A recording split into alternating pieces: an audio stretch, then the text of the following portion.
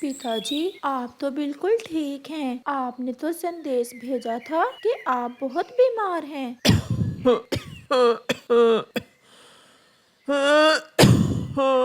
यहाँ बैठ जाओ। आज मैं कुछ ठीक हूँ।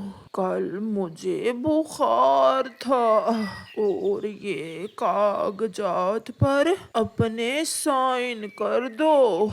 ये किस चीज के कागजात हैं पिताजी? अपने हिस्से की जायदाद अपने भाई के नाम करवा दो।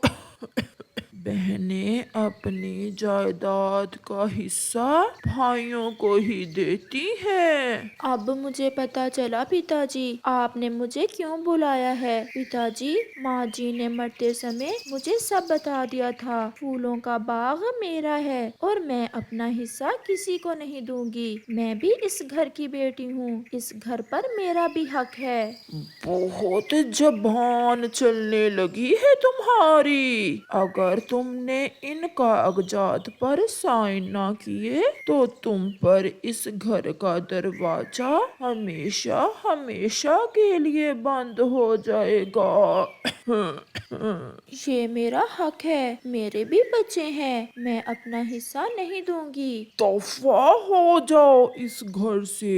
आज के बाद तुम्हारा इस घर से कोई रिश्ता नहीं। ना मैं तुम्हारा बाप और ना तुम मेरी बेटी। मर गई तुम मेरे लिए। फिर कालू कौवा अपनी बेटी को धक्के मार मार कर अपने घर से निकाल देता है। लाडो, कैसे हैं आपके पिताजी अब? पिताजी तो ठीक थे, बस वही जायदाद पर साइन करने के लिए बुलाया था मुझे। अगर आपके पिताजी आपके हिस्से की जायदाद लेना ही चाहते हैं तो तुम दे दो। हमारे पास किसी चीज की कोई कमी नहीं है। जो हिस्सा मेरी माँ ने मरते समय मुझे दिया था, पिताजी चाहते हैं कि मैं वो भी जग्गू भैया के नाम लगवा दूं।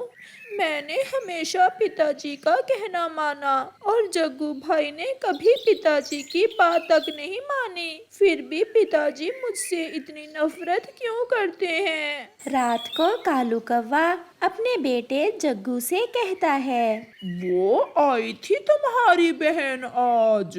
तो क्या पिताजी अपने हिस्से की जायदाद मेरे नाम लगवा गई दीदी? नहीं, उसने साफ इनकार कर दिया है। वो कहती है कि वो फूलों की खेती किसी को नहीं देगी। मुझे तो पहले ही पता था लाडो बहन अपना हिस्सा मुझे कभी नहीं देगी। अब तुम्हें ही कुछ करना होगा। कुछ ऐसा करो कि तुम्हारी बहन अपना हिस्सा तुम्हारे नाम लगवा दे। मेरे जीते जीते अगर ये काम हो गया तो हो गया। अगर मैं मर गया तो फिर वो कभी तुम्हें अपना हिस्सा नहीं देगी। आप चिंता ना करें पिताजी, मैं भी आपका बेटा हूँ, कुछ ना कुछ कर लूँगा मैं। फिर दूसरे दिन कालू कौवे का बेटा जग्गू कौवा अपने दोस्त उल्लू के पास जाता है। आओ भी जग्गू, आज कैसे आए हो? यार उल्लू, मेरी बहन ने मुझे अपना हिस्सा देने से इनकार कर दिया है। तुम तो जानते हो पिताजी चाहते हैं कि हमारे परिवार की जायदाद गैरों में ना जाए। तो फिर तुम क्या चाहते हो? यही कि किसी तरह से लाडो बहन के साइन हो जाएं कागजात पर। हम ऐसा करते हैं कि तुम्हारी बहन का अपहरण कर लेते हैं और फिर जबरदस्ती साइन करवा लेंगे कागजात पर। बदले में मुझे क्या मिलेगा? वो मेरी बहन है।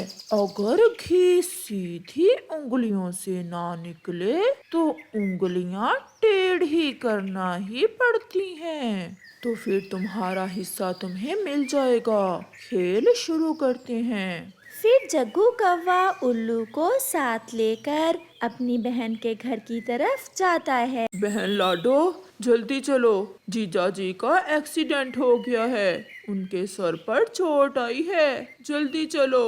क्या जग्गू भैया, ये आप क्या कह रहे हैं? वो तो अभी अभी काम पर गए हैं। इतना समय नहीं है, जल्दी चलो, जाकर सब बताएंगे। फिर जग्गू और उल्लू लाडो को साथ ले जाते हैं और उसे उल्लू के घर ले जाकर एक रस्सी से बांध देते हैं। जग्गू भैया, आपने मुझे यहाँ रस्सी से क्यों बांध दिया है? आप तो कह रहे थे कि मेरे पति का एक्सीडेंट हो गया है। इन कागजात पर साइन करो। पिताजी ने प्यार से बात की थी, परंतु तुम नहीं मानी। हम अपनी जायदाद गैरों में नहीं जाने देंगे।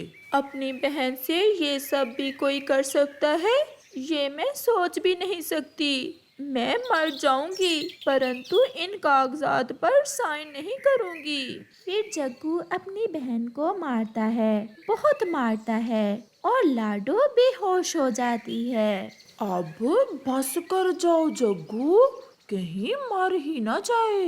अगर ये मर गई तो पुलिस हमें पकड़ लेगी। बहुत जिद्दी है मेरी बहन।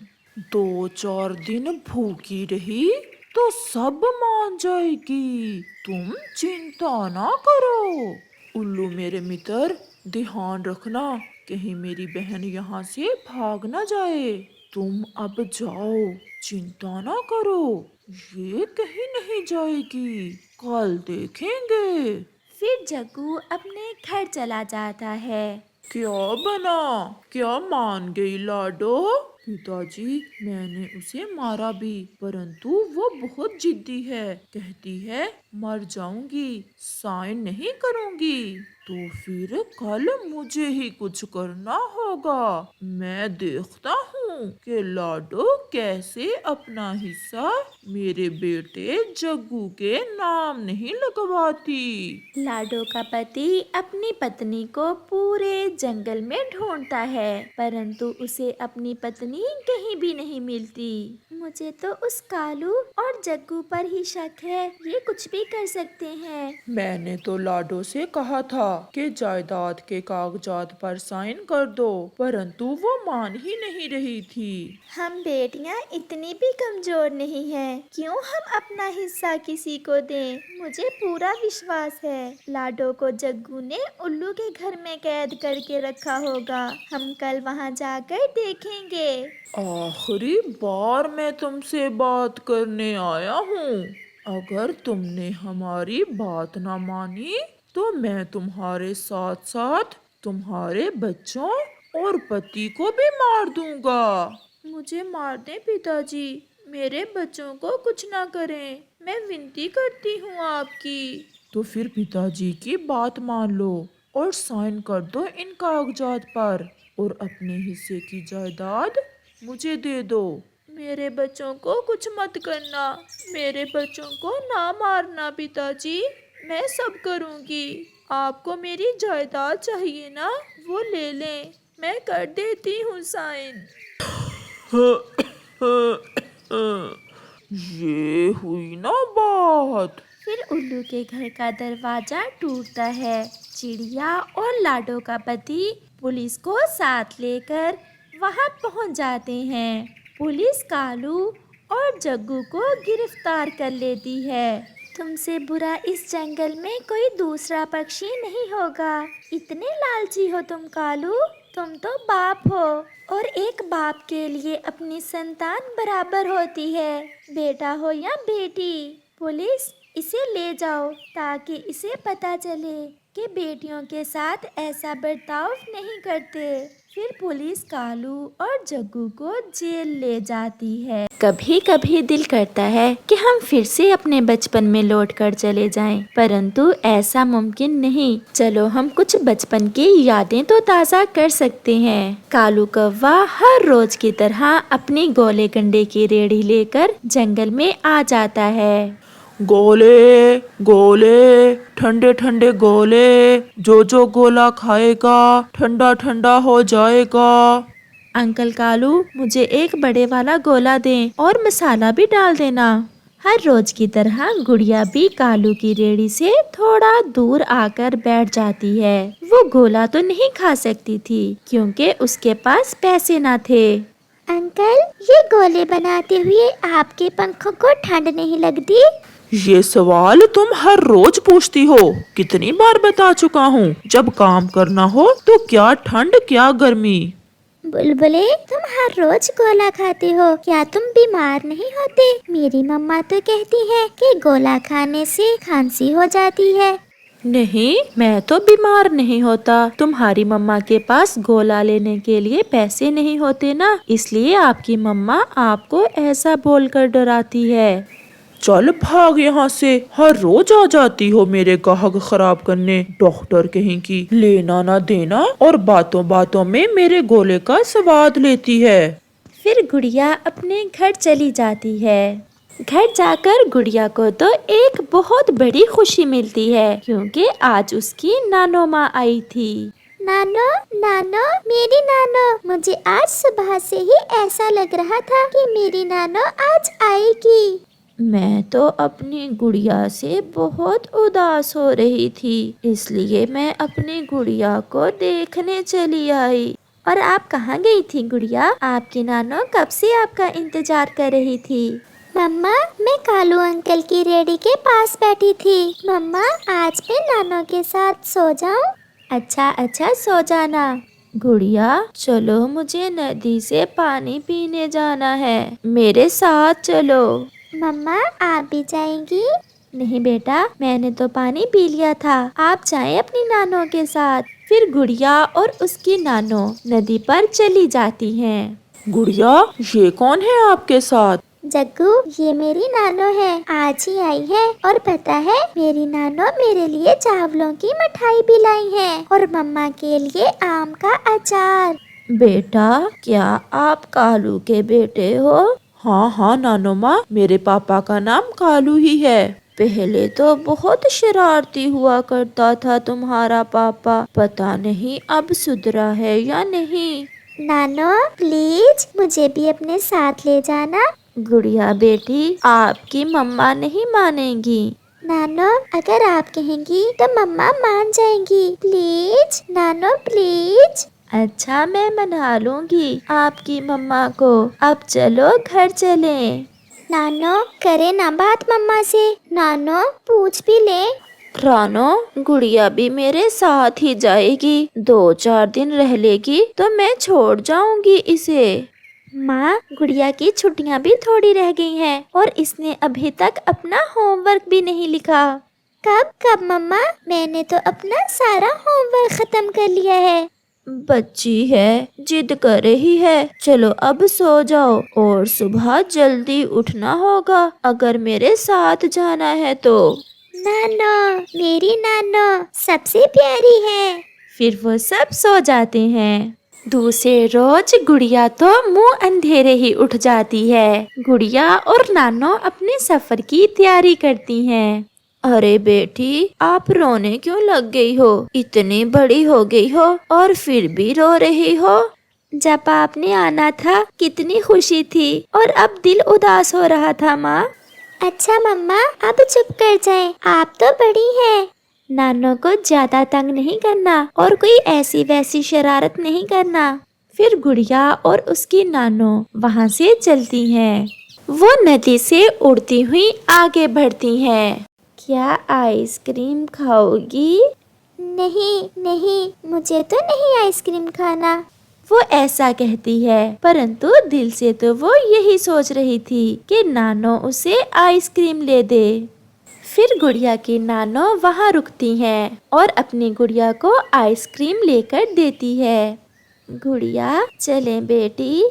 चले नानो। नानो, हमारा घर और कितनी दूर है? वो सामने जो बड़े पहाड़ हैं उनकी दूसरी तरफ जाना है हमें। वो फिर से उड़ती हैं और फिर शाम होने से पहले ही गुड़िया और उसकी नानो अपने घर पहुंच जाती हैं। मैं तो थक गई हूँ। नानो, मैं तो नहीं थकी, मैं आपके पंख दबाऊं? नहीं, रहने दो बेटी, थोड़ा सोकर मैं ठीक हो जाऊंगी। वो दोनों थकी हुई थी, इसलिए जल्दी ही वो दोनों सो जाती हैं। दूसरे रोज गुड़िया की नानो गुड़िया से कहती है, गुड़िया, मैं अपने बालों पर मेहंदी लगाने के लिए पहाड़ों से मेहंदी के पत्ते लेने जा रही हूँ। क्या आप भी मेरे साथ जाओगी? नानो, मुझे तो पहले अपनी दोस्त कोमल से मिलने जाना है। वो मुझे देखकर बहुत खुश होगी। अच्छा, चली जाओ, पहले अपनी दोस्त से मिलाओ, हम फिर बाद में चली जाएंगी। फिर गुड़िया अपनी दोस्त से मिलने जाती है। गुड़िया जब भी अपनी नानो के पास आती तो कोमल से खेलती थी, इसीलिए वो कोमल के पास जाती है। मेरी दोस्त कोमल, मुझे पहचाना? मैं गुड़िया हूँ। मुझे पता है, परंतु इस बार मैं आपसे नहीं खेलूंगी क्योंकि मम्मा ने मुझे गरीब पक्षियों से खेलने से रोक रखा है। परंतु हम तो सहेलियां हैं। क्या आप भूल गई? जब मैं पिछली बार आई थी तो हमने गुड़िया बनाई थी। तब मैं छोटी थी। अब तुम जा सकती हो क्योंकि मुझे आज पहाड़ों पर मेहंदी लेने जाना है।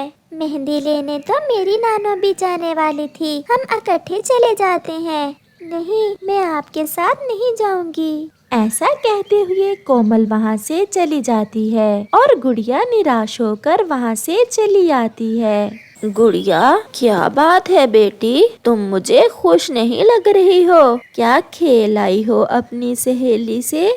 नहीं नानो, इस बार कोमल ने मुझसे खेला ही नहीं। वो कह रही थी कि माँ ने गरीब पक्षियों से खेलने से रोक रखा है। उसकी माँ भी ऐसी ही नखरे वाली है। चलो हम पहाड़ों पर चलते हैं मेहंदी लेने। मुझे भी नहीं ऐसी दोस्ती करना। मेरी दोस्त मेरी नानो जो है। फिर गुड़िया अपनी नानो के साथ पहाड़ों की तरफ जाती है। वो अभी पहाड़ों पर गए ही थे कि आसमान पर गहरे बादल छा जाते हैं और बारिश शुरू हो जाती है। गुड़िया और उसकी नानो ने मेहंदी के पत्ते तो तोड़ लिए थे, परंतु वो बारिश के रुकने का इंतजार करने के लिए एक पेड़ के नीचे बैठ जाती हैं। बचाओ, बचाओ, कोई मुझे बचाओ।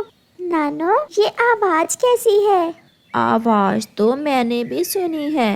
फिर गुड़िया थोड़ा दूर देखती है तो उसे कोमल एक बड़ी शाख के नीचे दबी हुई दिखती है। गुड़िया तुरंत वहाँ जाती है। अरे कोमल, आप यहाँ कैसे फंस गई? फिर गुड़िया और उसकी नानो मिलकर कोमल को उस शाख के नीचे से बाहर निकालते हैं। मैं मेहंदी लेने आई थी। जब बारिश शुरू हुई तो मैं इस पेड़ के नीचे बैठ गई और फिर ये बड़ी शाख मेरे ऊपर गिर गई। अब बारिश थोड़ा कम हो गई है। चले नानो। गुड़िया, मुझे माफ कर दो मेरी दोस्त। मैंने आपसे इतना बुरा किया, आपसे खेला भी नहीं और आपने मेरी जान बचाई।